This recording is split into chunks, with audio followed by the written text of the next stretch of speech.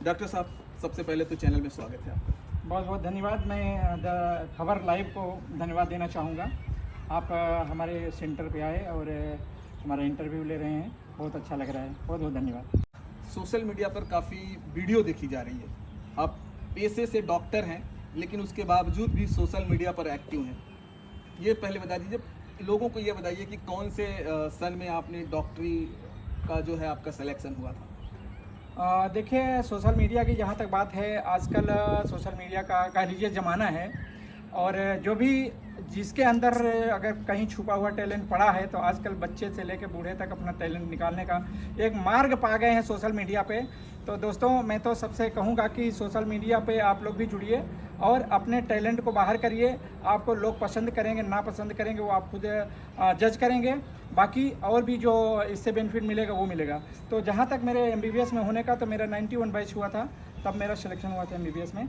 और सर, लोगों को अपना ज़रा परिचय तो पहले बता दीजिए, नाम क्या है, तमाम चीज़ें। साथियों, मेरा नाम डॉक्टर छविनाथ बिंद है, जो डॉक्टर CN बिंद के नाम से भी काफ़ी लोग जानते हैं।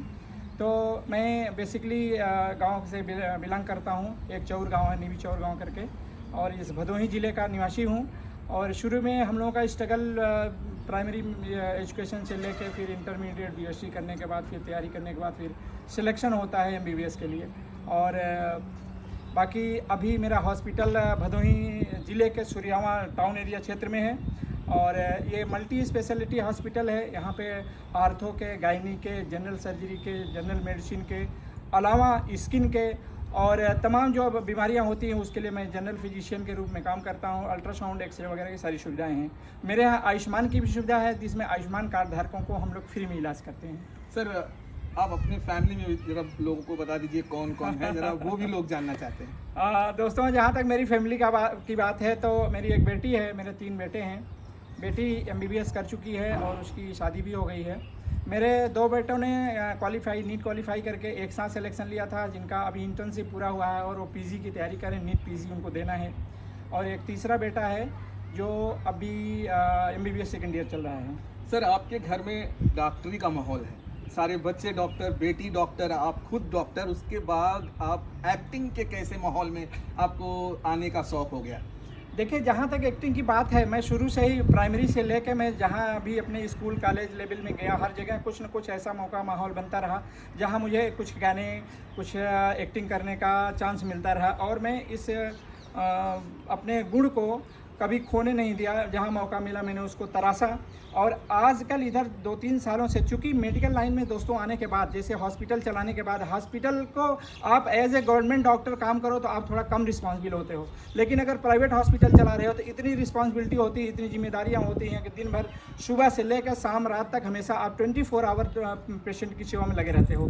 तो इतना सारा कुछ करने के बाद हमें कई सालों तक इस क्षेत्र में मेरा रुझान थोड़ा कम हो गया था। लेकिन जैसे ये सोशल मीडिया में रील्स वगैरह का सिस्टम आया और ये इंस्टाग्राम, फेसबुक एंड यूट्यूब वगैरह आया, तो हमारे बच्चे, चूँकि आजकल के बच्चे बड़े एडवांस हैं, उन बच्चों ने कहा, पापा आप गाना भी अच्छा गा लेते हैं, क्यों ना आप रील बनाया करें, आपको केवल लिपसिंग करनी है और गाना तो आप जानते ही हैं, आपको अच्छा लगे। मैंने जैसे शुरुआत की आज से 2.5-3 साल पहले, तो मुझे बड़ा अच्छा लगा कि यार ये तो बड़ा अच्छा। और आजकल दोस्तों, मेरा चेहरा तो देख रहे हो कितना काला कलूटा आदमी हूँ, लेकिन रील्स वालों ने, इतना इंस्टाग्राम, फेसबुक वालों ने ऐसा सिस्टम डाल दिया कि जैसे ही फिल्टर लगाओ आप एकदम पूरे अंग्रेज हो जाते हो। तो मेरी उम्र भी उसमें कम दिखती है एक्चुअली। ये सब बड़ा इंटरेस्टेड लगता है। बाकी मैं इस फील्ड में आने का एक बेनिफिट हमको ये लगा है कि मैं अपना काम तो रेगुलर कर ही रहा हूँ। मैं प्रैक्टिस भी करता हूँ, डेली पेशेंट को देखता भी हूँ, सारा कुछ करता हूँ। सर्जरी वगैरह जो होती है सब हमारे यहाँ होती ही है। इसके बावजूद जब भी मेरे पास कोई टाइम बचता है, तो मैं इंटरटेन के लिए, लोगों को हंसने के लिए, लोगों की खुशी के लिए कुछ न कुछ कंटेंट डालता रहता हूँ। इससे मुझे बहुत अच्छा लगता है। सर, हाल ही में आपने एक मूवी शूट की है, ज़रा उस मूवी के नाम बताइए और कौन कौन ऐसे एस्टैब्लिश कलाकार थे जिनके साथ काम करने का मौका मिला?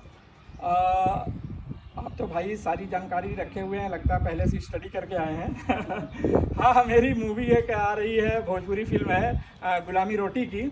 और इसमें चूँकि मैं जब इस लाइन में आया तो मेरी रील्स, मेरी वीडियोस देख के कुछ फिल्म जगत के लोगों को लगा कि ये डॉक्टर साहब कुछ एक्टिंग करने में भी अच्छे हैं, इनको शामिल किया जाए तो हमारी टीम जो अभी हमारी टीम बन चुकी है वो मुझसे मुलाकात की। मुझे भी अच्छा लगा कि चलो भाई अगर मौका मिलता है तो थोड़ा सा भाग्य आजमाया जाए, हो सकता है उस फील्ड में कुछ अच्छा हो सके। तो इसमें जो नामी कलाकार हैं वो दीपक सिन्हा जी हैं, भोजपुरी के अच्छे एक्टर हैं, और कुछ नए एक्टर्स हैं, कुछ एक्ट्रेस हैं, और अभी स्टार्ट है जो हमारे प्रोड्यूसर हैं वो थोड़ा नॉर्मल हैं, बहुत बड़े पैसे वाले नहीं हैं। तो एक बैलेंस्ड बजट में और कोशिश की गई है कि इसमें एक्टिंग में जान डाली जाए। जो भी कलाकार नए भले हैं लेकिन वो लोग बहुत अच्छी परफॉर्मेंस किए हैं। गुलामी रोटी की फिल्म है, ये 15 अगस्त तक आने की उम्मीद है, और इसमें हम लोग कोशिश कर रहे हैं कि शुरुआत अच्छी हो और होगी। डॉक्टर साहब, आप किस एक्टिंग में, किस वेशभूषा में आ रहे हैं? अरे भाई मैं तो जैसा कि कई लोगों ने हमें कमेंट किया और ऐसे फ़ोनी बात भी की कि डॉक्टर साहब आप डॉक्टर हैं तो संभवतः आप डॉक्टर ही होंगे उसमें। लेकिन दोस्तों मैं उसमें डॉक्टर के रोल में नहीं हूँ, मैं एक जर्नलिस्ट के रूप में हूँ, पत्रकार के रूप में हूँ। और वहाँ पे जो जुर्म हो रहा है दबंगों द्वारा, जमींदारों द्वारा गरीबों के ऊपर, गरीब के परेशान किए जा रहे हैं, उनको न्याय दिलाने में मेरा बहुत बड़ा रोल है। मैं काफ़ी हेल्पफुल नेचर में हूँ और लोगों को मेरा कैरेक्टर बड़ा अच्छा लगा। जब शूटिंग हो रही थी लोगों ने काफ़ी सराहा है। सर, एक वीडियो हमने देखा कि ताज होटल के सामने आप अपनी वाइफ के साथ जो है उनको गाने सुना रहे हैं और उनको इम्प्रेस कर रहे हैं। तमाम लोग जो होते हैं ताज होटल या वहाँ इतनी क्राउड होती है शर्माते हैं, लेकिन मैंने आपको देखा कि उस वीडियो में बिना शर्माए हुए धुआंधार आप एक्टिंग और उनको मना रहे हैं। देखिए, अगर आप कुछ अच्छा कर रहे हैं, मुझे नहीं लगता कि ऐसे काम करने में कोई गलत काम हो रहा है, कोई बुरा काम हो रहा है जिसमें शर्म आए। अब चूँकि वाइफ भी मेरा साथ दे रही थी तो मैंने कहा कि आप भी साथ में आ जाओ, और मैं तो रील जगत में घुस ही गया हूँ। तो एक यादगार के लिए भी ये लगा कि ताज के सामने अगर कुछ बनता है तो अच्छा लगेगा, और काफ़ी लोगों ने पसंद किया। वो रील हमारी ठीक ठाक गई और इसीलिए मैंने वहाँ पे बनाई। सर, हमने ये भी देखा कि आप हिंदी गानों पे तो खूब रील बनाते हैं, आपने भोजपुरी को भी नहीं छोड़ा, उसमें भी आपने रील बनाई। अब क्या बताऊँ यार, हिंदी गाने तो अच्छे होते हैं, भोजपुरी गानों में मैं दरअसल कुछ जगह गाया हूँ जो कि हिंदी से ज़्यादा लोगों को पसंद आई है।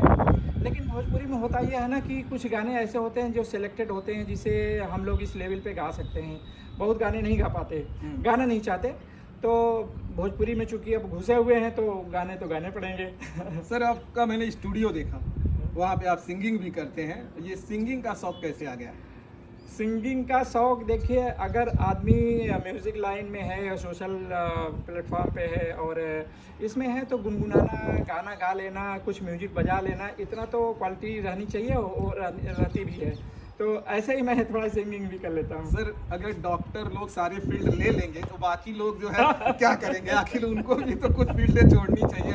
अगर आप लोग डॉक्टरी के साथ साथ अगर आप म्यूजिक में भी अपना ले लेंगे और एक्टिंग भी आप ले लेंगे तो बाकी लोग तो बेचारे परेशान हो जाएंगे।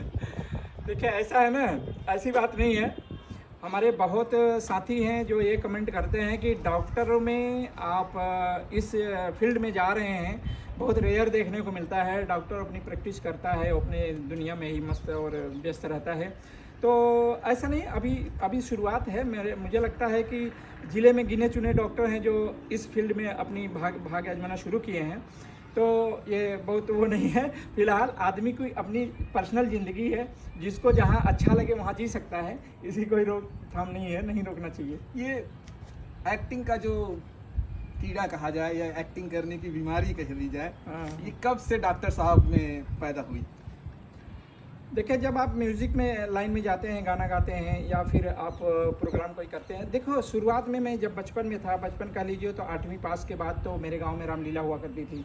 रामलीला ख़त्म होती थी, उसके बाद मेरी रामलीला शुरू होती थी। गांव में हम बच्चों के साथ अपनी रामलीला करते थे। बाद में हमने कृष्ण लीला शुरू की। तो ऐसा कह लीजिए कि ये एक्टिंग मेरे लिए पहले से ही थी।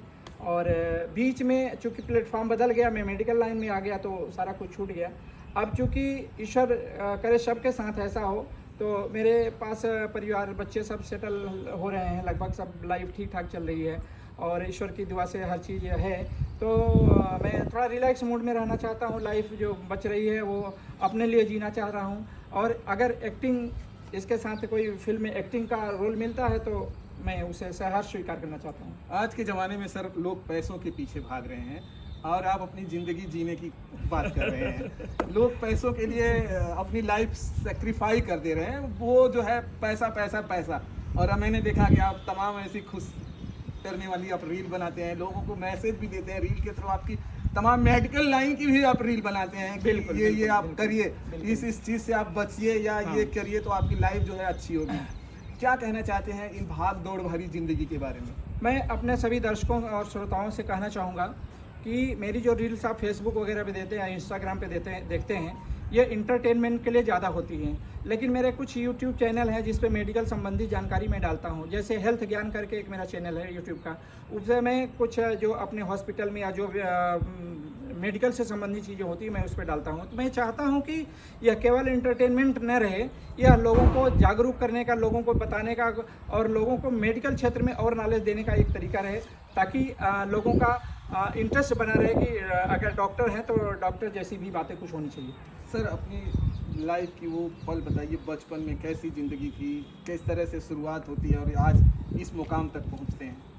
देखिए लाइफ की का स्ट्रगल अगर देखा जाए बहुत ज़्यादा था, चूँकि उस समय में हम लोग एक छोटे परिवार से बिलोंग करते हैं, कृषक परिवार से, खेती बाड़ी का काम होता रहता है, तो घर में काम धाम भी खेतों में जाके काम करना, प्लस जो है स्कूल जाना। और जब तक हम घर नहीं छोड़ चुके थे तब तक हमको घर की सारी तमाम काम करने पड़ते थे और इसके साथ पढ़ाई भी करनी पड़ती थी। बाद में अब जो क्षेत्र चुना गया मेडिकल का क्षेत्र, इसमें बहुत ही संघर्ष है। तैयारी से लेके कंपटीशन की तैयारी से लेके मेडिकल में आप पढ़ाई करके पास होने तक आपको बहुत संघर्ष करना पड़ता है। काफ़ी संघर्षों के बाद यहाँ तक पहुँचा गया है और काफ़ी आप लोगों का प्यार, समर्थन और आशीर्वाद लोगों का मिला है जो यहाँ तक हमें पहुँचा है। पिताजी क्या करते थे और उनकी ज़रा पढ़ाई लिखाई बताइए, क्योंकि लोग भी ये जानना चाहते हैं कि आपके पिताजी क्या करते हैं, कितने पढ़े थे जिन्होंने अपने बेटे को यहाँ तक पहुँचा दिया? भाई आपने तो बहुत दिल छूने वाली बात कर दी। अफसोस है दोस्तों, मैं कम ही उम्र में था, मुझे लगता है कि 3-4 साल की एज रही होगी, मेरे पिताजी नहीं रहे। और उस समय मेरी माँ, मेरे भाइयों ने मुझे शिक्षा और प्यार, लाड प्यार, शिक्षा सब कुछ दिया और सब कुछ कह लीजिए कि पिता की कमी नहीं महसूस होने दी। तो मेरे भाइयों ने बहुत मेरा समर्थन किया, बहुत सपोर्ट किया, मेरी माँ ने बहुत किया। मैं सबको प्रणाम करना चाहूँगा और दिल से धन्यवाद देना चाहूँगा। माँ अभी हैं कि वो भी? माता जी हमारी अभी 6-7 साल पहले ऑफ हो गई, उनकी एज 90+ थी। वो अपनी ईश्वर उनको पूरी ज़िंदगी जीने का मौका मिला, माता जी ने। अच्छा सर, आप हॉस्पिटल में अपना पूरा टाइम देते हैं, उसके बावजूद भी कैसे समय निकाल लेते हैं? कहते हैं डॉक्टर की लाइफ बड़ी बिजी होती है और डॉक्टर सोने के भी समय नहीं पाता है।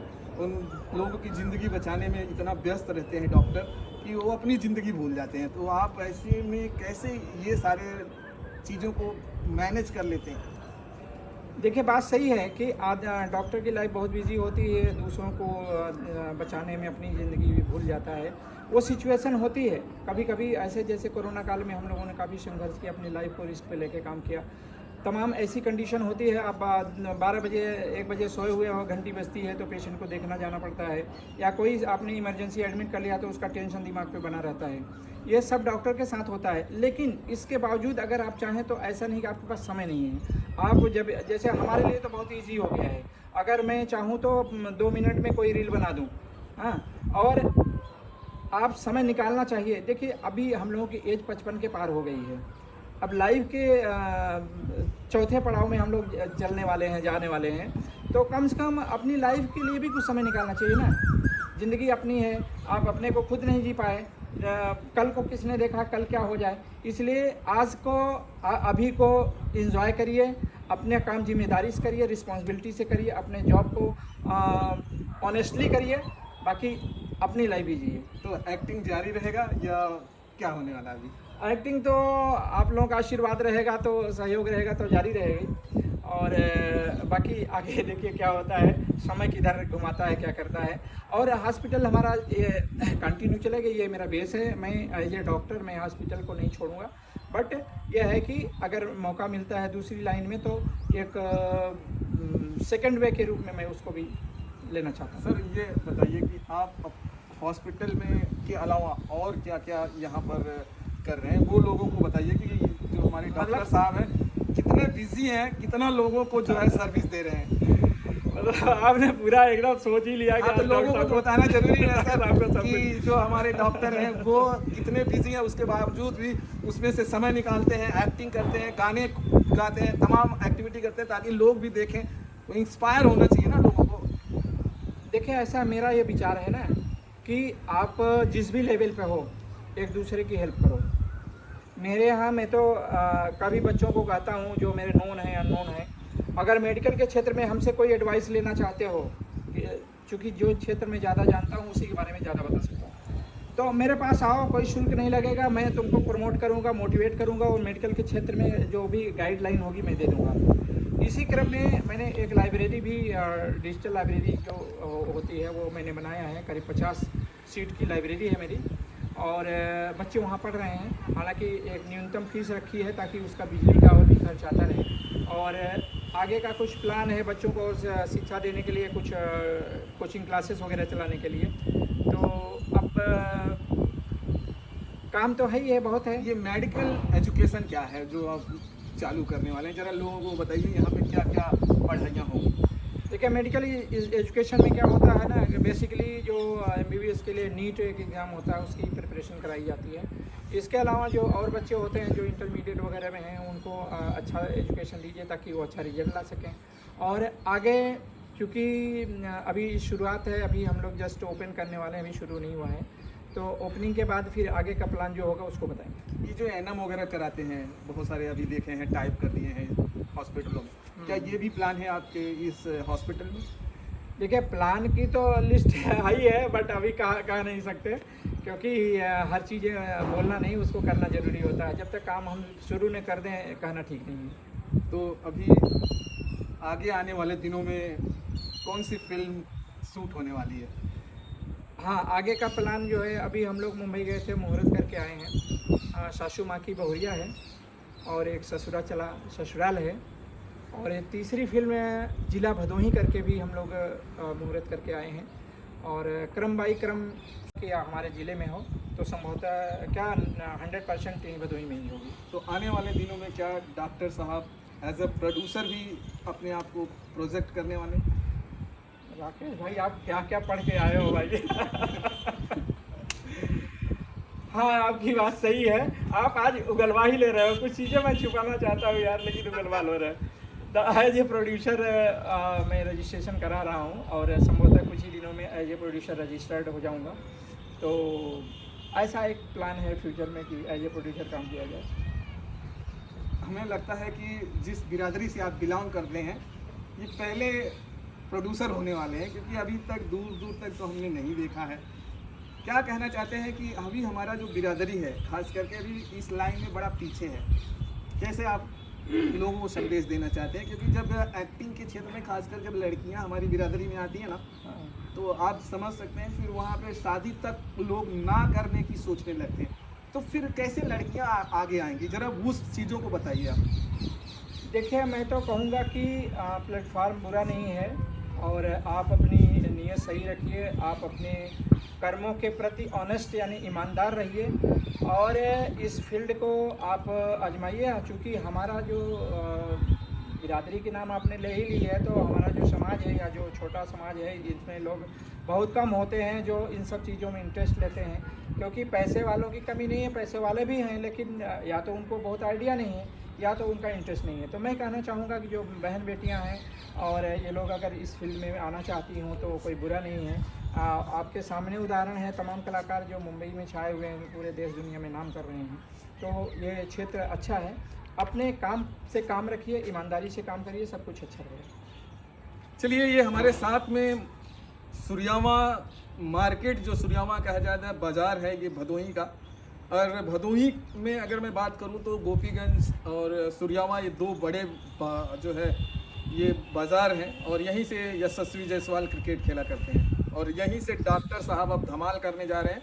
शायद सुरयामा का नाम फिर से एक बार सुर्खियों में होगा, क्योंकि सुरयामा भी क्रिकेट के लिए जाना जाता था अब, लेकिन सुरयामा भोजपुरी फिल्म के लिए भी जाना जाएगा और भोजपुरी की तमाम फिल्में यहाँ पर अब शूट होंगी, क्योंकि डॉक्टर साहब ने लगातार 3 फिल्मों का नाम बता दिया है जो यहाँ शूट होगा। दोस्तों, सर की बातों को देखकर या सुनकर आपको कितने इंस्पायर होते हैं वो ज़रूर कमेंट करिए।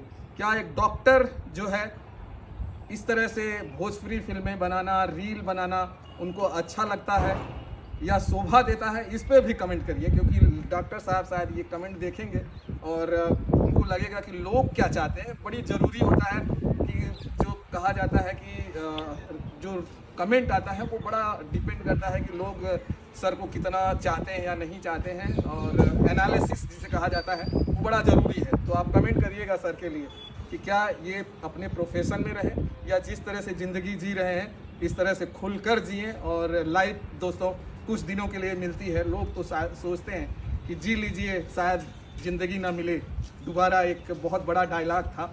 तो धन्यवाद सर आपको इतना समय देने के लिए।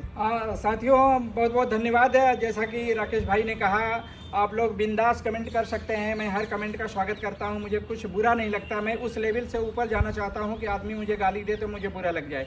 आपको जो अच्छा लगे, जो कमेंट आपको सही लगे आप कर सकते हैं। हाँ, यह है कि मर्यादित कमेंट करते हैं तो थोड़ा अच्छा लगता है। तो आप स्वतंत्र हैं कमेंट करने के लिए, आप अपनी राय दे सकते हैं और मैं आपके सभी राय का स्वागत करूँगा। और राकेश भाई को यहाँ आने के लिए मैं फिर से धन्यवाद देना चाहूँगा। हम सारे दर्शकों को बहुत बहुत धन्यवाद देना चाहूँगा। दोस्तों मेरा डॉक्टर श्री अरविंद के नाम से फेसबुक का पेज है, उसको आप जाइए, उस पर सर फॉलो करिए, लाइक कमेंट करिए ताकि हमारा मनोबल बढ़ता रहे। बहुत बहुत धन्यवाद सर। इंस्टाग्राम भी बता दीजिए लोगों को। हाँ, इंस्टाग्राम भी डॉक्टर सी एन बिंद के नाम से ही इंस्टाग्राम, यूट्यूब भी तो बता दीजिए, इस समय लगे। यूट्यूब पे डॉक्टर सी एन बिंद के नाम से यूट्यूब भी है और एक यूट्यूब है हेल्थ ज्ञान के नाम से। तो चलिए दोस्तों, सर को अगर आप चाहते हैं तो फॉलो कीजिए इनके पेज को, इनके यूट्यूब चैनल को और इंस्टाग्राम को। फिर मिलते हैं दोस्तों किसी नेक्स्ट और वीडियो में। जय हिंद, जय भारत, नमस्कार।